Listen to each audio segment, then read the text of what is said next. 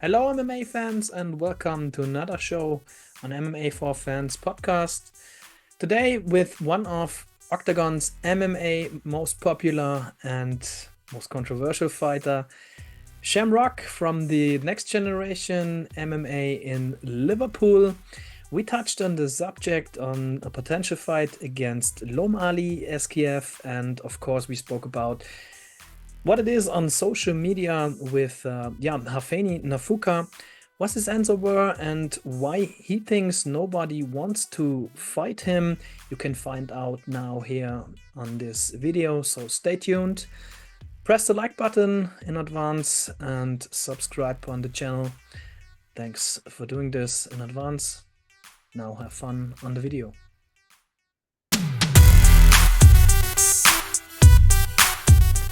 A burglary with violence and assault in 2014. He went on the run aged 20, fearing he would be jailed for a crime he did not commit. 10 years later, he is a fighter in Europe's most popular MMA league, OktagonMMA, fighting out of the next generation MMA Liverpool. Here's Shem Rock, the Mr. Round One RNC. So welcome to the show. And how are you, Shem? How are you doing? Yeah, man. I'm good. You were nearly right. I left when I was 18. Okay, very good. Close enough. 18. 18 Yeah. was it? Okay, Yeah. so that's in. Okay, then Octagon MMA was wrong. There is written. That's my Your source of information. the text. Yeah, on your interview there. But anyway, so let's forget this shit and talk about your career. So let's talk about your last fight. You silenced the crowd on your last fight against Broconi. How are you feeling on this victory? And who's next? Who can stop the Shem show? No one can stop the Shem show, lad. The Shem show stops when I say so. Obviously, my last victory, it was good. It was kind of the end of the rivalry.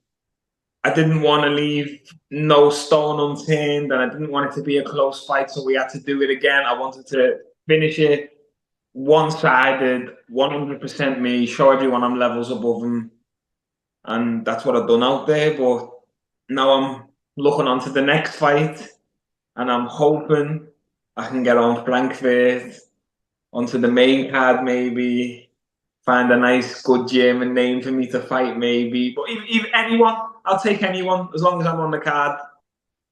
Yeah. We saw that. So you jumped over the fence and grabbed that title that night, and you called out one of the biggest names we had in Germany.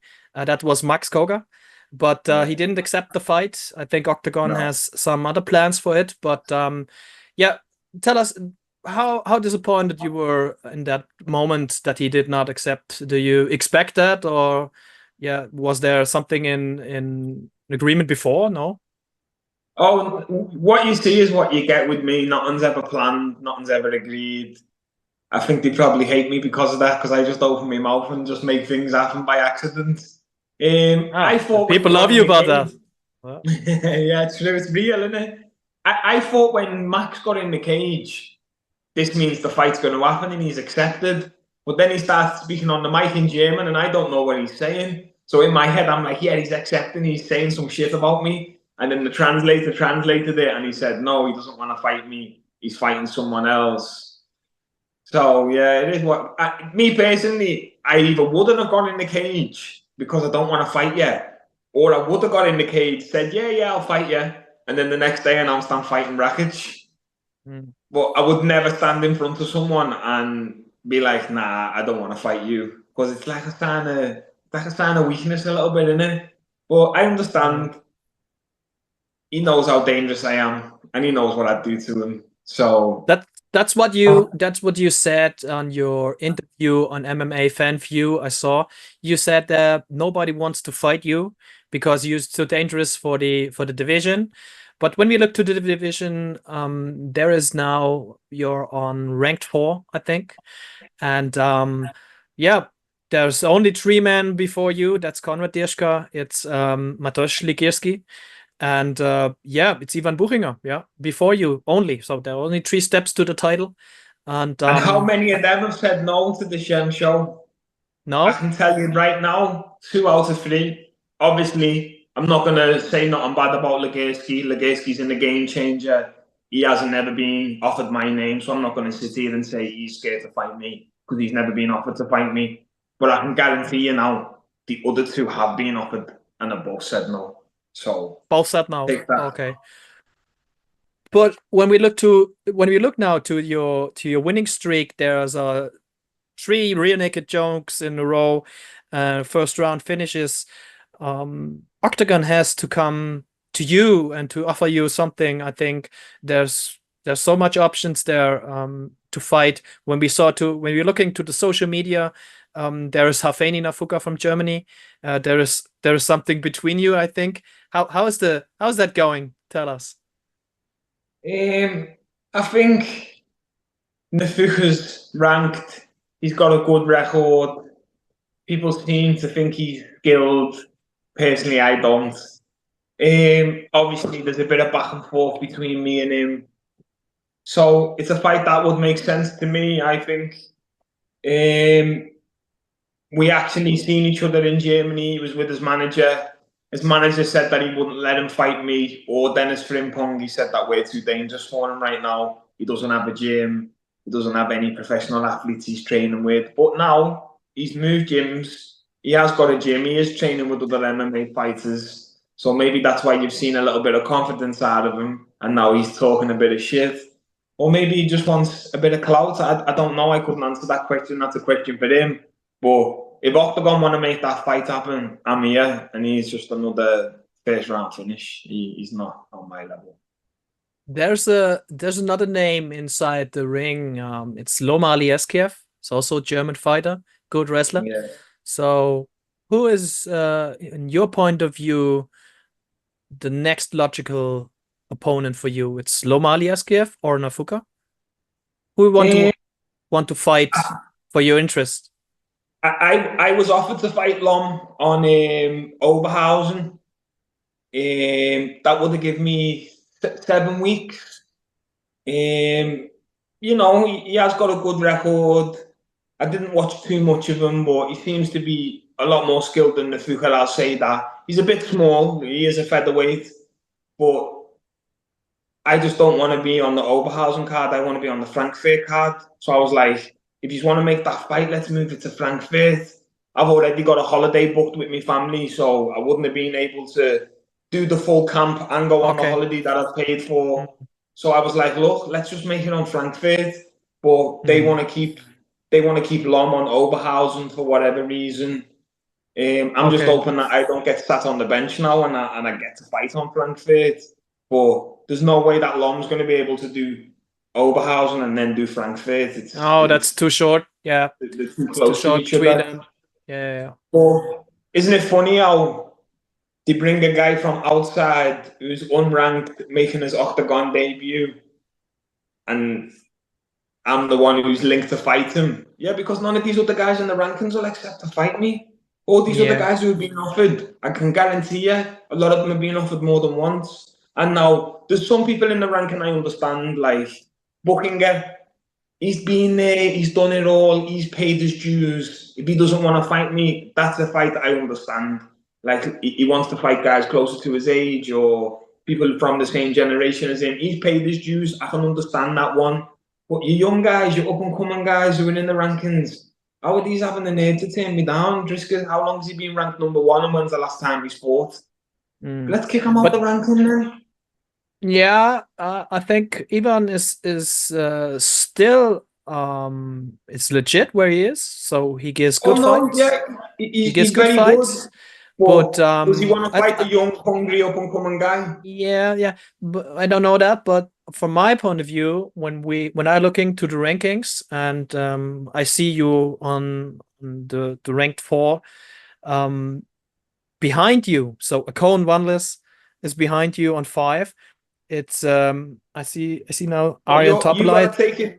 Sorry to interrupt. You've got to take into account this is the rankings before Eden. We've Akon's fought and I've fought. So I was ranked 4th and won. He was ranked 5th and lost. So does he go down in the rankings? Do I go up in the rankings? The rankings still need to be updated, but yeah, I can only look about it how it is now. So let's have a check in a few more weeks. So let's get back to Frankfurt, to the card. 60,000 people in a big stadium, and Shem Rock coming out and silence the crowd. Yeah, give us your thoughts about this one. When it really happened, who do you want to fight there? Tell us. Who's your favorite opponent? If I could pick anyone, it wouldn't make sense, because the guys I'd want to pick it in a game changer, it'd be Keita. Of course I'd want to fight Keita. Oh, that's out, yeah, because of the game changer. So also the champ. Pick who's not in the game changer, let's say. Yeah, of course. The lightweight is very. Yeah. Driscoll is number 1 ranked. Like, oh, do you think he'll accept the fight against me? I see him talking on social media, but whenever I'm mentioned, he goes silent. Okay. Yeah. Let's have a look. So they find you. Did Oktagon did something to say you? Something offered you? They're looking for an opponent for Frankfurt for you, or are you not in a discussion for Frankfurt card at the moment? That's a question you'd have to ask Pavel and Andre, bro. Okay. So, but nobody comes to you for at the moment. So not yet. I can say officially right now, I'm not on the card. Okay. So what we have a little time, so let's check. It's a stacked card, so we have good fights there. It's a huge event. So, and from my point of view, you're the right fighter to put on this card, because you showed the European mixed martial arts scene your skills. You're a good entertainer inside the cage. So the people are hating you, I think. The people are loving you. And I think you're in a good position. And yeah, what's better to have a fighter in a huge stadium where you want to see lose? Yeah. Even whether you want to see me lose, whether you want to see me win, you want to see me, and that's all that matters, isn't it? As long as people come to watch, people tune in, people buy the pay-per-view, people buy tickets, put me on the card. I'll sell it. Yeah, that's a good thing. You told there was no event in Liverpool yet, so you're fighting all over in Europe, but not at home in your hometown. So yeah, what is the main thing why there are no professional mixed martial arts events in Liverpool? Why? Does that have something to do with the stadium? I think you told. There is events in Liverpool, but the more regional shows, and I've obviously outgrown that stage now. And the only stadium right now that I could think of off the top of my head that would really make sense would be M&S Arena, formerly known as Echo Arena, but now they've switched over to M&S Bank, and now for some reason they only want to do boxing and they don't want to do MMA. But if they were willing to do, I don't know, maybe a stadium, then you could talk about Everton's football ground or Liverpool's football ground, Anfield. But it takes some serious star power to sell that number of tickets. Yeah. So it wouldn't be just me on the card. They'd have to bring other Scousers in. But I believe it can be done. Definitely, I believe it can be done. Liverpool's a real community type of city where the people back their own people. And it's also a big combat city. I think we've got enough combat athletes that if they put us all on a card like that it definitely could do well. Yeah. So when I'm looking to the card in Birmingham, I think it was for Oktagon, it was not so good sold out. I think Oktagon is coming. How many Brummies were on the card in the Birmingham event, lad? You know what I'm saying? Yeah, I know what you want to say. But I think it has something to do also with the brand. You're bringing a new brand inside a new market, and that takes time to have success there. You've got to also market your fighters in the right places. Like Of course. I know I sell in Liverpool. I know I sell in Dublin. I can't guarantee you that I'm going to sell in Scotland or Manchester or London because this is not my end. That's like me fighting in Germany. I can't guarantee you I'm going to sell tickets in Germany. You might as well put me in Germany if you're going to put me in Birmingham because I guarantee you I'll sell the same amount of tickets. But put me in Liverpool and I promise you now I will sell the show. That's a good thing. Yeah, I think I believe yes. So I think you have now the right standing also on the big stage in Europe and on Octagon. And I think when you're looking to the smaller promotions in Germany, so we have fighters who were not this time on the Octagon stage, who now and is moving to the UFC. Yeah, looking on Islam Dulatov, he's Yeah, now on the Contender Series now. So, and I think yeah, if you give us good fights in the future, where you would do, I think this step is the next for you, I think. So you bring the things with you, and yeah, let's talk about the Frankfurt card. It's I think when you can perform there like you performed in the past. So yeah, how many winning streaks you have? You on a four winning streak now? Technically, Yeah, I'm on a 3-fight winning streak. But three. let's have it right. When I fought Lehman on my debut, lad, that was no draw. So really that should be a win on my record. So I should be 12-1 right now, but I'm not. I'm 11-1-1. But it is what it is. Records are for DJs. I couldn't care if I was 0-10. I couldn't care if I was 100-0. As long as I'm getting fights, as long as I'm selling the fights, as long as I'm getting put on the arenas I want to be put on, I'm happy, lad. It's only bothering you if you have the name Khabib in front of you. Yeah, lad, exactly. So exactly. that's Heimer Records, yeah. So yeah, I saw you have merch. You have merch done. You have cool T-shirts done. So give us the thing is where can we buy it? Anyone who wants to buy a t-shirt, all they have to do is reach out to me on social media.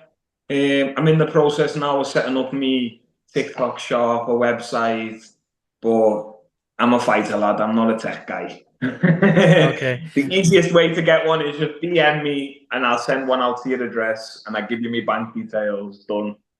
Yeah. Give me the money. I gave you the t-shirt. Yeah, okay. Yeah, did you do that by your own, or did you have a management who is marketing there for it, or what do you do? do you know what?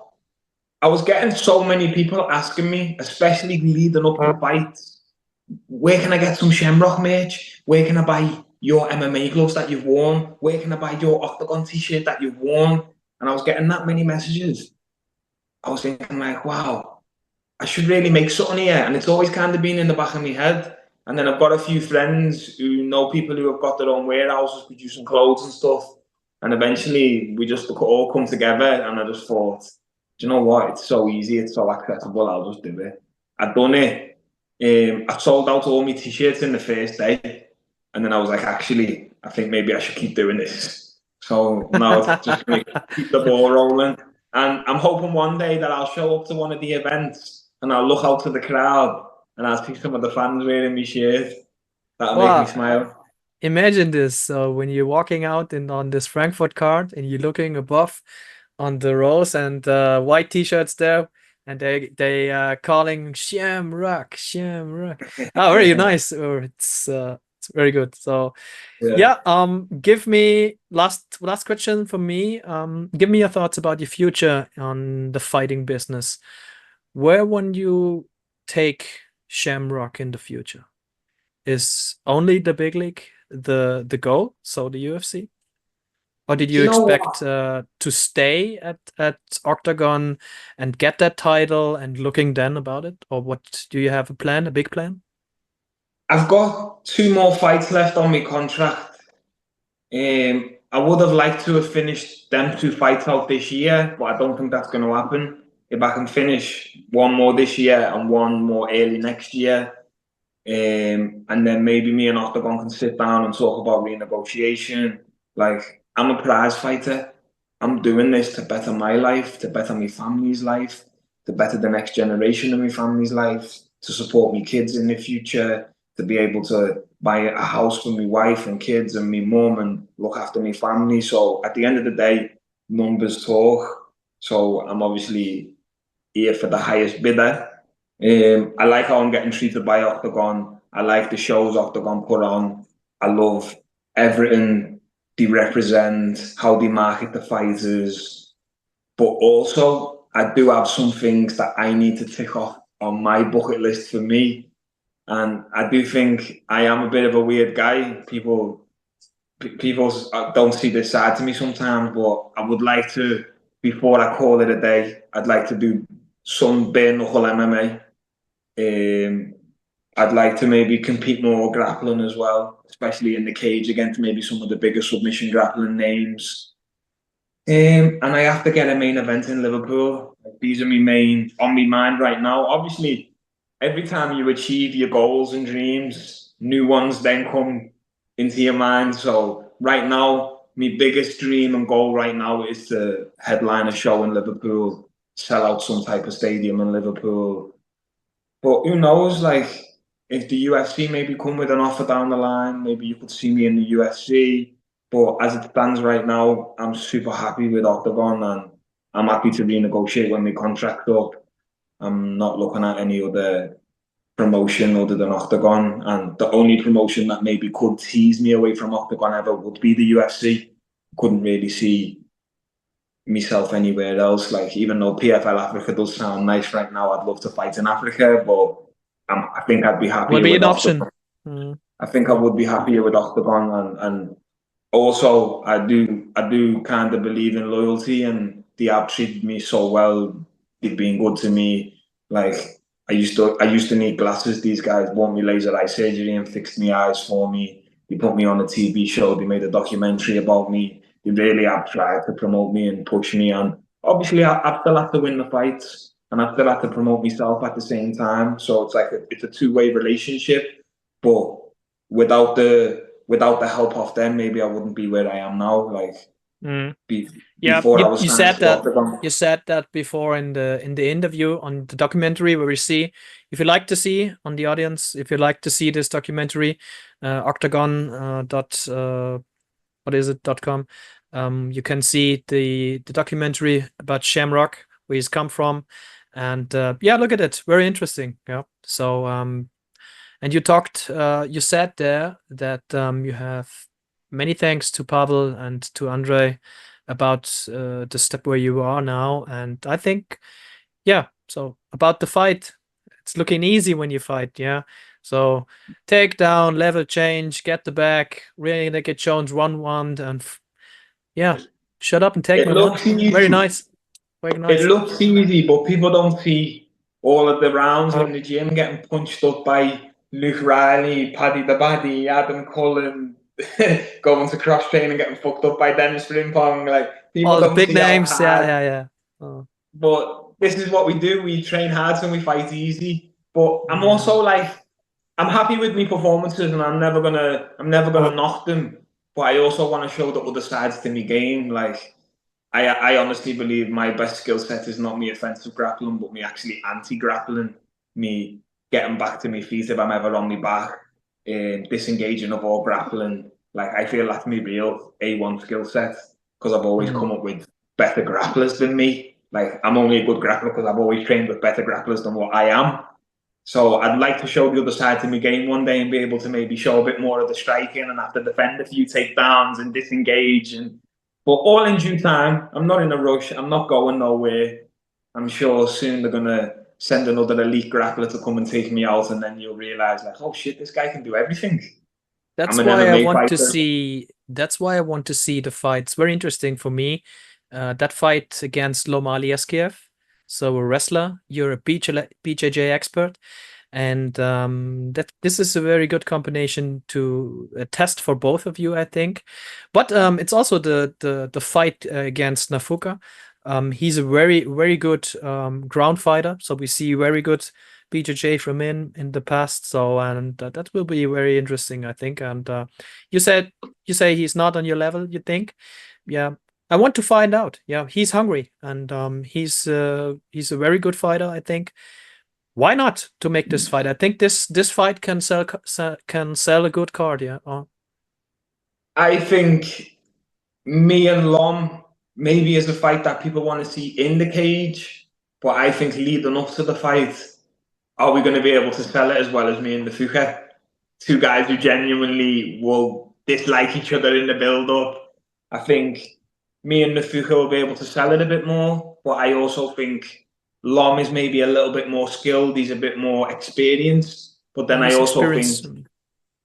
Nafuka is a lot bigger than Lom, where I think I'll have a massive size advantage over Lom. Like, I don't think people realize how big I am. Like, I'm sometimes walking around about 85, 86 kilos and then coming to 70. I don't think You're Lom's ever been 184. bigger than that in his life. You want 184? Yeah, 184 I'm meters. 6 foot.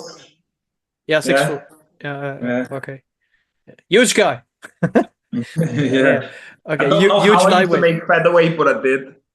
Yeah. Oh, yeah. I don't want to do that. Very dangerous. Yeah. But yep. Give me. I hear now. It's Nafuka on one side. He's hungry. More better to sell a card, and it's on the other side. It's the more experienced Lom Ali Eskiew. You said the Lom Ali Eskiew would be more interesting, but why not both? Why not both? You have two fights on your contract. You have 2 fights on your contract. So why not? Yeah. Personally, I'd like to see Lom win a fight in Octagon, come into the rankings, and then I've paid my dues here, lad. I've won my fights. I've put my show on. And Nafuka's kind of done the same now as well a little bit. Yeah, okay, he did lose to Bogdanovic, but he still got in there.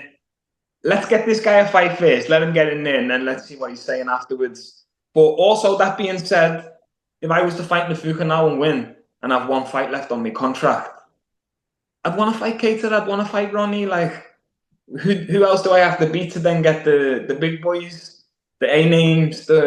I want a guy who's going to sell the fight with me. That's what I want. I want the guys who are going to put bums in seats. That's a fight who is also interesting. Ronald Paradiser. Yeah, that will be the title fight. Yeah, but I don't think this will go down this year because of the game changer. So well, you don't know what can happen because one of them could lose and come out the game changer. Like, I honestly, if you ask me my honest opinion, I want to see Keita win the game changer because it makes a bigger hype for when I finally fight him. I don't want him to lose. I want him to win it. But whether Ronnie wins it or whether Keita wins it, it's going to build that narrative of a big. All I need to do is make sure I keep winning while they're busy. You have a special relationship to Keita? Yeah, you're in contact with him? Relationship, indeed. Okay, but nothing personal or something like that, no? I wouldn't say he's my friend, put it that way. Okay, but also not your enemy. Okay. Very good. So, yeah, do you want to say something to the audience or to potential next opponents? What do you want to say to them? Also to Pavel and to Andre, maybe? Opponent. Yeah. Nafuka, get your ass in the octagon. I'll tell you what I told Buconi. I'll make it quick. Another first round, one and done. And for the fans, go and follow me on YouTube, Shem Rock BJJ. Go and watch all my last fights are on there. Me build up and vlogs leading up to the fight, before and after the fight, the drama, the weight cuts, the training. It's all on there. Go and support me. Drop me a subscribe, a like, a follow, all of that. Very nice. And don't forget the merch. Send a DM. Get that T-shirt. Go on the road to Frankfurt. 60,000 people. And call out Shem Rock. Thanks, man. I think that's what I need to do next. I need to do a Shem Rock Frankfurt T-shirt, don't I? And do it. Send one to Pavel and to Andre. Maybe. Okay. Thank you, Shem Rock. Nice to have you on the show. Brother. And yeah, we'll talk to you soon, buddy. And see you later. Yeah, have a nice one. Bye-bye. That was Shem Rock from the Next Generation MMA gym in Liverpool. thanks for having you, man. And yeah, we want to see you back in the cage very soon. Let's find out after the next few events on Octagon MMA what they offer you. We're very excited for it. So yeah, let's check the next Octagon MMA event. It's this weekend on the 20th of July. So tune in on Octagon TV. We see us each other in the chat. Thank you for watching this video, and please stay on the channel, like and subscribe. Thank you all. See you.